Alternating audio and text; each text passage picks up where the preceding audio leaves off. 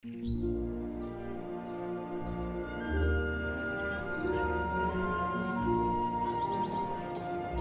we zijn bij restaurant Panorama. Een hele bijzondere ontwikkeling die hier plaatsvindt. We zijn bezig met een nieuw horeca-project. Samen met onze partner Laplace Formaat. En inmiddels zijn we een nieuw concept aan het bouwen. Wat echt uniek is voor zowel de Efteling als voor Laplace. Nou, dit gebouw staat er al sinds 1953. Een van de oudere gebouwen in de wereld van de Efteling. Heeft in de afgelopen jaren heel veel verschillende exploitatievormen en ook namen gehad. En nu staan we voor de volgende stap om ook het gebouw van Panorama mee te gaan nemen in de thematische beleving van de wereld van Simbad. En je moet je straks voorstellen dat je een Oosterse markt oploopt. Je ziet allerlei marktkramen met de lekkerste producten in een thematische wereld die heel herkenbaar is, omdat je buiten in het gebied en bij de attracties dezelfde elementen ziet. Het assortiment dat je hier straks gaat vinden is enerzijds het herkenbare en toegankelijke assortiment van Laplace, aangevuld met een aantal nieuwe producten voor de wereld van de Efteling die perfect passen in het thema en waar gasten hopelijk door verrast gaan worden.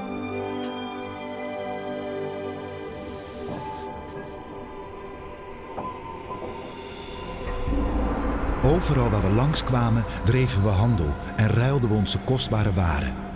En na een lange reis keerde ik weer terug naar mijn thuishaven, waar ik rijkelijk kon genieten van vertrouwde smaken.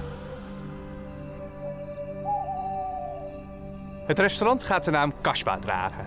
En in de basis zien we straks een aantal Oosterse stadsmuren achter elkaar verschijnen, die dan de markt gaan herbergen. En tegen die stadsmuren aan zien we een grote nomadentent die we ook van binnen in het restaurant gaan ervaren.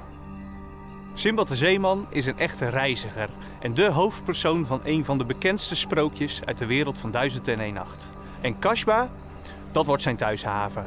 Als hij terugkomt van al zijn zeereizen en avonturen is dat de plek waar hij even bij komt om vervolgens weer op weg te gaan naar zijn volgende avontuur.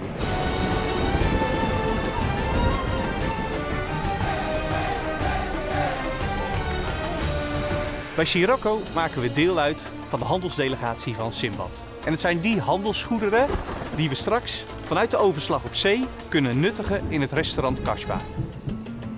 Het is prachtig om een nieuw hoofdstuk te kunnen schrijven binnen de wereld van Simbad. En dat we hem een echte thuishaven kunnen creëren die je alleen hier in de Efteling kan gaan beleven. Ik kon mijn reislust niet weerstaan en keerde terug de zee op. Op naar verre oorden. Maar ik weet zeker, we zullen elkaar spoedig wederzien.